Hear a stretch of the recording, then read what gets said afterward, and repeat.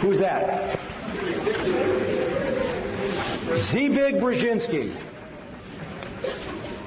Zbigniew Brazinsky was Counselor for Strategic and International Studies, Professor of American Foreign Policy at Johns Hopkins, National Security Advisor to President Jimmy Carter, trustee and founder of the Trilateral Commission, member of the Council on Foreign Relations, international advisor to several major corporations, associate of Henry Kissinger, also worked for Ronald Reagan in intelligence capacities.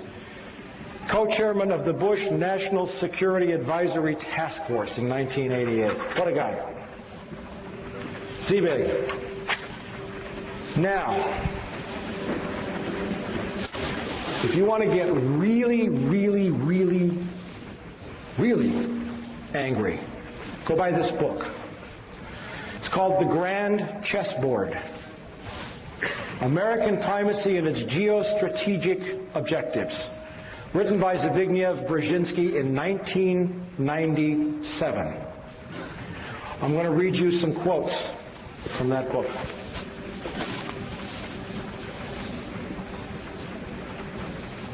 Page XII, it's the very first words in the book. The last decades of the 20th century has witnessed a tectonic shift in world affairs.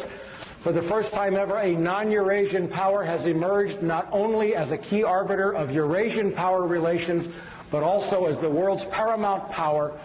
The defeat and collapse of the Soviet Union was the final step in the rapid ascendance of a Western Hemisphere power, the United States as the sole and indeed the first truly global superpower.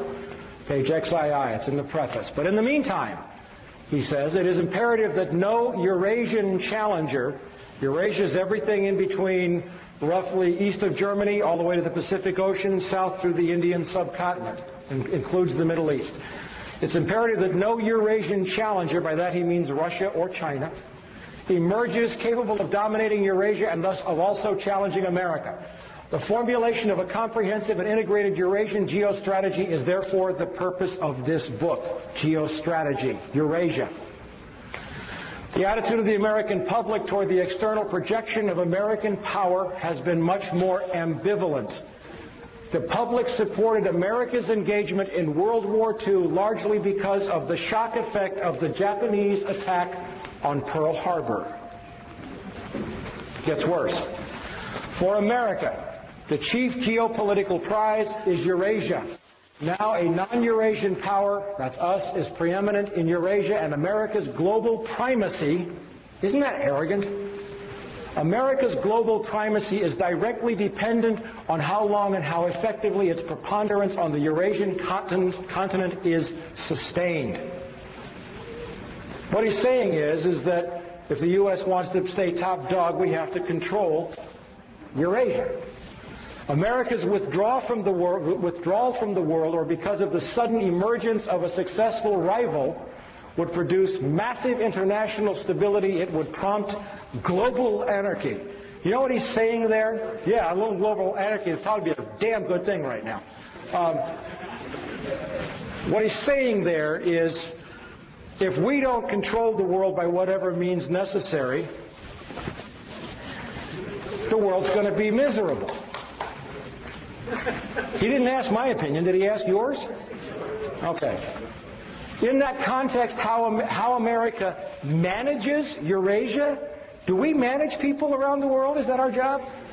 Is critical. Eurasia is the globe's largest continent and is geopolitically axial. A power that dominates Eurasia would control two of the world's three most advanced and economically productive regions. A mere glance at the map also suggests that control over Eurasia would almost automatically entail Africa's subordination, rendering the Western Hemisphere and Oceania, that's Australia for all of you non-academics, geopolitically peripheral to the world's central continent. About 75% of the world's people live in Eurasia, and most of the world's physical wealth is there as well, both in its enterprises and underneath its soil. Eurasia accounts for 60% of the world's GNP and three-fourths of the world's known energy resources. Two basic steps are thus required. First, to identify the geostrategically dynamic Eurasian states that have the power to cause a potentially important shift in the international distribution of power, and to decipher the central external goals of their respective political elites and the likely consequences of their seeking to attain them. Second, to formulate specific U.S. policies to offset, co-opt, and or control the above. The man is talking about co-opting, controlling, managing, subverting nations and peoples and economies. To put it in a terminology that harkens back to the more brutal age of ancient empires, the three grand imperatives of imperial, listen to this, of imperial geostrategy are to prevent collusion and maintain security dependence among the vassals, to keep tributaries pliant and protected, and to keep the barbarians from coming together. That's on page 40. I'm telling you, you got to buy the book. Now we get really serious. On page 95, Uzbekistan, with its much more ethnically homogeneous population of approximately 25 million and its leaders emphasizing the country's historic glories, has become increasingly assertive in affirming the region's new post-colonial status. He saw the first step in this as diminishing the ability of Russia to reassert the dream of the Soviet Union. All the stands in Central Asia were once part of the Soviet Union. The borders were drawn arbitrarily by Lenin and Stalin.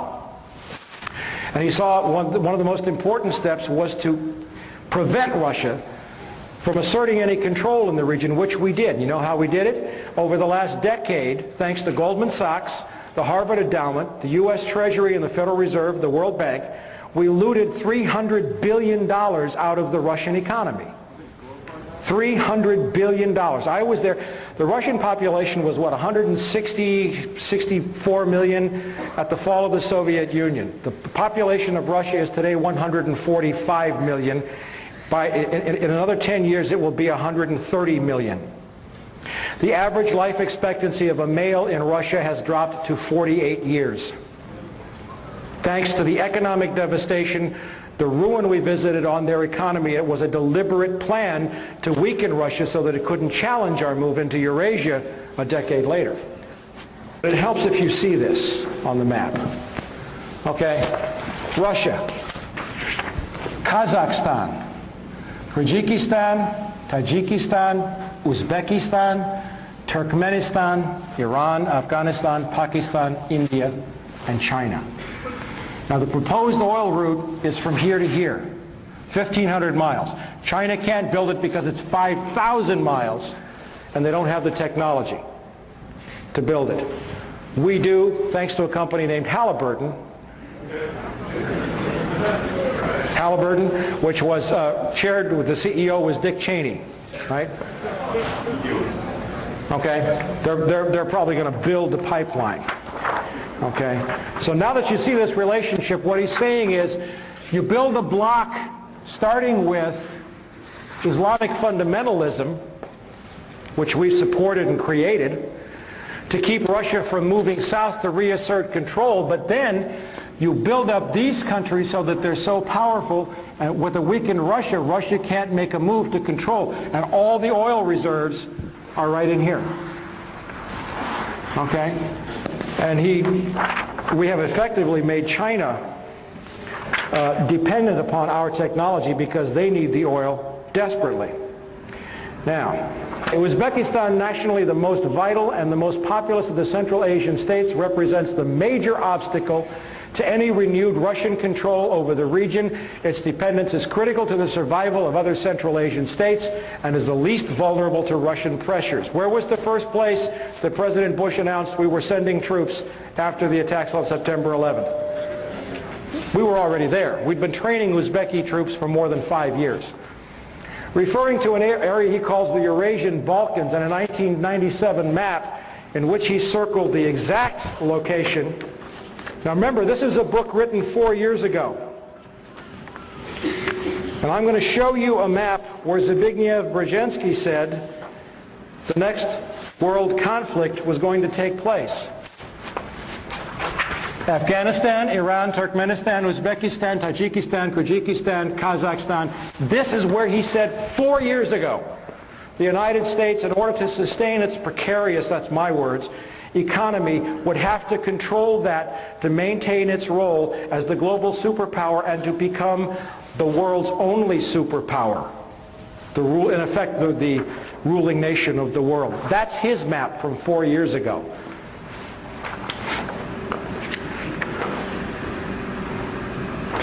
Referring to an area he calls the Eurasian Balkans, and a '97 map in which he circled the exact location of the current conflict, describing it as the central region of pending conflict for world dominance, Brazinsky writes, moreover, that the Central Asian republics, are of importance from the standpoint of security and historical ambitions to at least 3 of their most immediate and more powerful neighbors, namely Russia, Turkey, and Iran, with China also signaling an increasing geopolitical interest in the region. And he really lets his hair down. More important as a potential economic prize, an enormous concentration of natural gas and oil reserves is located in the region, in addition to important minerals including gold.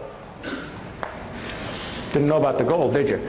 The world's energy consumption is bound to vastly increase over the next 2 or 3 decades. Estimates by the U.S. Department of Energy anticipate that world demand will rise by more than 50%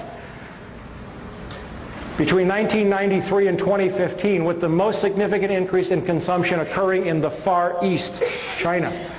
The momentum of Asia's economic development is already generating massive pressures for the exploration and exploitation of new sources of energy in the Central Asian region, and the Caspian Sea basin are known to contain reserves of natural gas and oil that dwarf those of Kuwait, the Gulf of Mexico, and the North Sea. Once pipelines to the area have been developed, Turkmenistan's truly vast natural gas reserves augur a prosperous future. He's talking about the pipelines. Without sustained and directed American involvement, before long the forces of global disorder. Global disorder? You mean democracy? Global disorder could come to dominate the world scene, and the possibility of such a fragmentation is inherent in the geopolitical tensions not only of today's Eurasia but of the world more generally.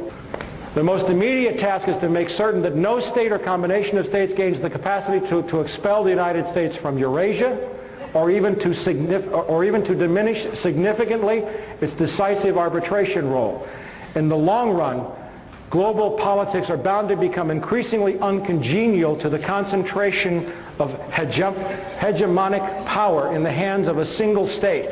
Hence, America is not only the first as well as the only truly global superpower, but is also likely to be the very last. And what does he say that's going to happen?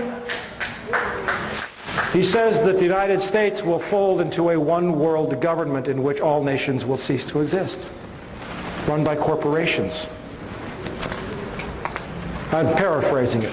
Now, hold your breath. Very last pages in the book. Moreover, as America becomes an increasingly multicultural society, it may find it more difficult to fashion a consensus on foreign policy issues except in the circumstance of a truly massive and widely perceived direct external threat.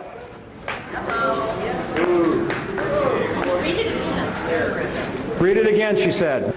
Maybe I should read this with a German accent. Wait a minute. Moreover, as America becomes an increasingly multicultural society, it may find it more difficult to fashion a consensus on foreign policy issues, except in the circumstance of a truly massive and widely perceived direct external threat.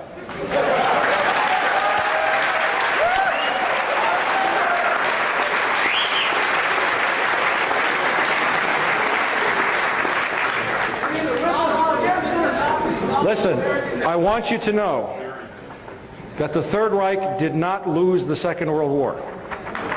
It just changed venues. Now we're going to close with a summation